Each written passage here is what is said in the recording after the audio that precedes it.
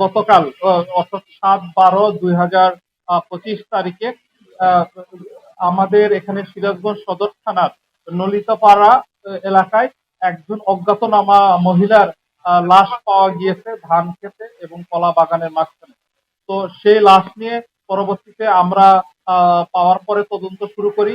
আমরা প্রথমে আমাদের বিভিন্ন সংস্থা সহ আমরা একই একই সাথে জয়েন্টলি কাজ করি এবং কাজ করার পর্যায়ে প্রথমে তার আমরা পরিচয় নিশ্চিত হই এবং পরিচয় নিশ্চিত হয়ে জানতে পারি যে ওই মহিলার ভিকটিম, যে মহিলার নাম হচ্ছে মোসাম্মদ মরিয়ম বেগম।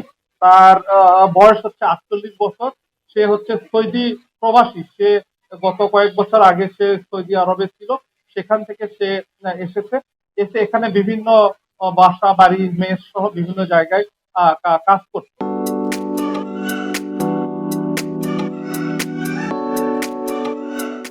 আমরা চৌকস একটা টিম গঠন করি এবং তথ্য প্রযুক্তির সহায়তায় আমরা দেখতে পাই যে এই মহিলার সাথে আসামি, যে ধৃত আসামি আমরা ধরেছি সোহেল রানা, ওনার একটা প্রেমের সম্পর্ক, অস্বাভাবিক সম্পর্ক একটা ছিল।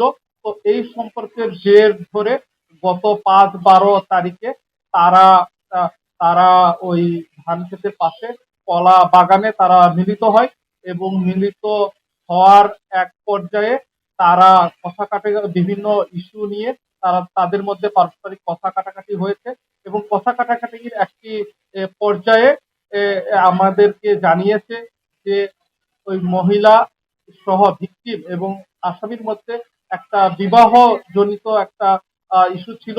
ওই মহিলা একে বিবাহ করতে চেয়েছিল বলে এরকম বিভিন্ন ইস্যুতে তাদের মধ্যে কথা কাটাকাটি হয় এবং কথা কাটাকাটির এক পর্যায়ে এই মহিলাকে, ভিকটিমকে, আমাদের যে ধৃত আসামি, সে তার ওড়না দিয়ে দুই পাশে শ্বাসরোধ করে তাকে হত্যা করেছে এবং হত্যা করার পরে সে এই লাশটি আহ, বিভিন্ন গুম করার উদ্দেশ্যে সে কলা পাতা সহ বিভিন্ন আহ, আহ, জিনিস দিয়ে সে তাকে ঢেকে রেখেছে।